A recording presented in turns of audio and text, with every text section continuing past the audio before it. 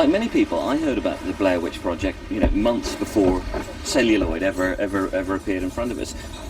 Talk me through the kind of the website idea and how that all worked before you actually got to release. The film showed on Split Screen, which is John Pearson's show in the U.S. It shows on Bravo and IFC, and we got a lot of buzz from that. There's a lot of reaction on his website about whether it was real or not, and when is the Haxon, that's the company we have, when is the Haxon site going to be up, and this and that. So we kind of, scrambled to get a website up, and we started up in June of last year, and we just started putting mythology up there, the stuff that we had developed for the background of the film. And we had done a lot of stuff. We had pictures of film cams, pictures of crime scenes, news footage, and newsreels, all kinds of stuff that we put up there. And people just really like coming to the website and kind of investigating. So we kind of had this following already. And then one of the cool things that happened is on Halloween, one of our fans called the Mark and Brian Show, which is a pretty popular morning show in LA, and it's syndicated, I guess, all over the US. And he called up during Halloween and, started talking about the Blair Witch site to Mark and Brian, and they actually got online, on the air. And we had a huge jump that week, Did somebody say McDonald's? Wow, you are the man. You are the man. So, things like that, generated more buzz, and, once we got into Sundance, that was even more, and people started paying attention, going to the website more. So the website's been amazing. Yeah. I mean, the website's been amazing. I think this is one of the few examples of the internet making a film accessible to anybody, and that was what our goal was, is to bring all this mythology to the public and allow them to do their own research and probe into the Blair Witch and read Heather's journal and all that stuff, and allow them to get excited about the film without ruining it. Without giving the film away. Without ruining anything about the film. Yeah. But also, of course, that's been possible because I've rarely come across a more intensively researched and developed concept and thought. So you had the material there. But take me back. What was the genesis for the Blair Witch Project? Well, Ed and I mean, we met each other in film school back. We started in '90, and in '93 we were just sitting around in his apartment one day, like most any other day. We just hang out in our apartments. Hanging out and watch bad movies. Right. And we got to talking about horror films and, kind of the state of horror films at the time, that we hadn't really seen anything that really scared us since, like, The Exorcist or The Shining.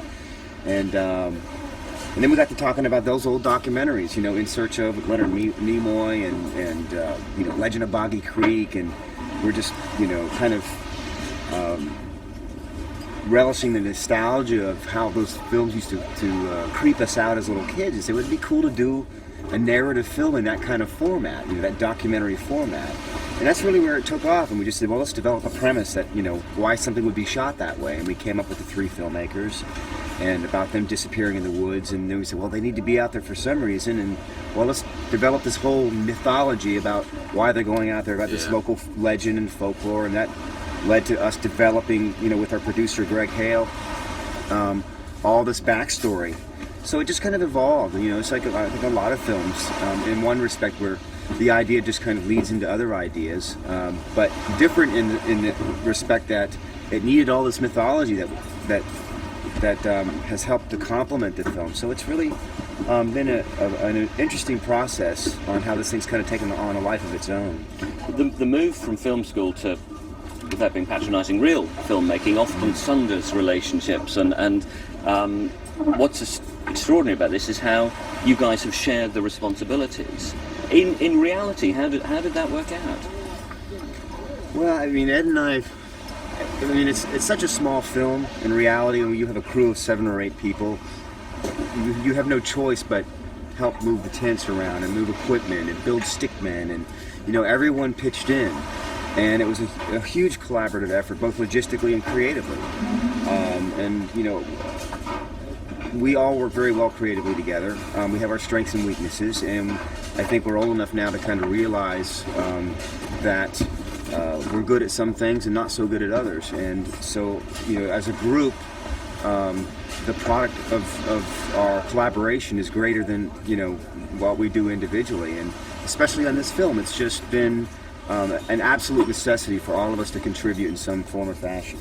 And it's worked out very well. And you know, Ed and I had worked together in film school on some projects, and those kind of led into this one, and the relationship's been really good. You know, we've had our ups and downs, you know, like any relationship, but you know, I respect him and the guys that we work with, you know, implicitly as filmmakers, and I'm just fortunate to be working with those guys, you know. So, we're used as journalists to talking to cast and crew, you know, I don't know, Saving Private Ryan, been through boot camp, all the rest of it. But reading this stuff, I mean, it sounds horrid, what you guys were going through. What was it like? It wasn't that bad. I mean, when we were going through it, it was like we were always complaining and stuff, and you know, having to get up at 3 o'clock in the morning, and then get up at 7 or 8 to do directing notes, and then, you know, follow them around all day, and then, you know, I mean, because the film was being shot 24 hours a day, so someone always had to be on. Yeah, somebody always had to be, you know, yeah. And it was just kind of like, but it, you know, it was just kind of like, you know, a weird experience, because the set was in the woods, and you know, you couldn't just get off, you know, there was no trailers, you couldn't get out of your car and go into a sound stage and there it is. You had to actually walk like a mile through the woods to find the tent. But it was kind of exciting sometimes, you know, I mean, you're walking through the woods like at 3 o'clock in the morning, and you know, you're in full we're all in full camouflage, and it's just like this guerrilla warfare, you know, insurgency. Like, we've got these red lights, yeah, so that the actors can't see us, but you can kind of illuminate your way as you go into the woods, and just very zen at times. Yeah, exactly. And it's like, you know, we have regular flashlights until we get to a certain, you know, certain distance from the tent, and then we would switch over to the red flashlights, and it's very get close, military-esque. And then it was just cool, like it was almost like those shots of the Titanic at night. I mean, in that they've found the ship now, where you kind of approach and you just murky water, and all of a sudden you see the hull. It was kind of like that. It's like you'd be walking and it'd be like, there it is, and you'd see the tent, and you'd barely see the tent. It's like, and it was like this human, you know, this man-made thing in the middle of the woods. But it was just, you know, it was just really cool. And then you start, you know, running around the tent, and then you stop and you hear the actors getting up and talking and turning the cameras on, and then the light comes on in the tent, and then you try to hide, and then it was just really exciting, you know. And just realizations, like, you know, we'd be walking in the woods, and we were doing exactly what he's describing, and we'd stop and think, what the hell are we doing? Yeah, is this gonna work? Is this a movie? I hope. You know. Hitchcock said treat actors like cattle. You obviously moved to one and treat actors like prey or something. But I mean, you're obviously driven by your enthusiasm for the project. How did the actors take it? They thought it was great. Yeah, they loved it. I mean, it was hard work for everybody, but it was such a collaboration on both the filmmakers and the actors. I think it's unbelievable. Yeah. I mean, I think it was it allowed them to do what they dream of being able to do. That's, you know, like almost total creative freedom. Yeah, our ad in Backstage that we ran for the audition said improvisational feature film, and we got an overwhelming response. I mean, you know, thousands. Yeah, a lot of people, and we had to turn away a lot of people. So, you know, it was just, I think it was an actor's dream, this film. And, you know, Joshua... Except on maybe the 6th night or 7th night. Yeah, and they wanted to get the hell out of there. But, like, Joshua, you know, couldn't make it for the first batch of auditions, but he got my home number somehow. So he would call me, like, every month and a half, and just talk for, like, an hour about, you know, who he was and how cool the idea was, and he was really into it. And he just kept calling me, and we didn't even audition him. He just came into one of the callbacks, and he did a scene with us real quick, you know, like a 5-minute scene, and then we asked everybody to leave, and then Dan and I looked at each other and said, okay, we cast at least one guy. That's our guy. Yeah. And so, you know, it was kind of like that. I mean, he really wanted to, you know, to get the part, and all of them were like that, you know. I mean, you know, Heather's family kind of, it's like, you know, told her, don't go, you know, what are you gonna do? You're gonna go in the woods with a bunch of guys? You're going to Maryland, in the middle of the woods, with a bunch of guys, and a bunch of guys that you don't know are gonna be, you know, chasing you and doing all kinds of things. Are you crazy? Right. But she was, luckily she trusted us, and everything turned out pretty well. Finally, before you take your burger break, when you were talking back in the 90s, I mean, I guess the horror movie was kind of more about that. Y tus 'Cause we had trailers. Visita mi canal. Nightmare on Elm Street and the Halloweens that kind of run their course. Now, of course, horror is postmodern, and the whole Scream thing has changed things. Did that affect how you approach it, or are you going back a generation to a different type of horror movie? Did what affect us? The Scream? The whole sort of, trendy, self-referencing type of horror movie that's come up in the last few years.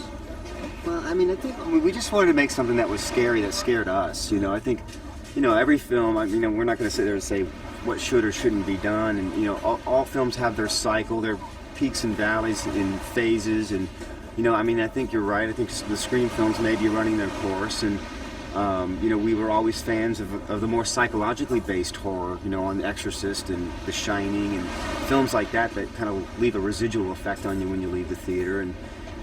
And so that's what we were approaching. We said, this is what scares us.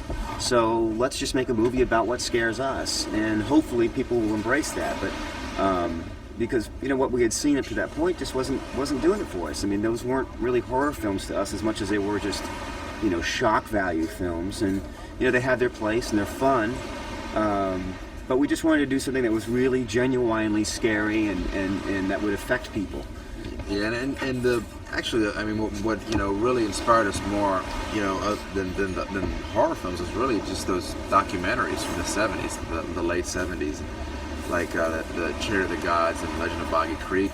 I mean, that was actually what we were after. Right. So the Scream films and they weren't even Nightmare out on yet. Elm Street. Yeah. I mean, it just didn't.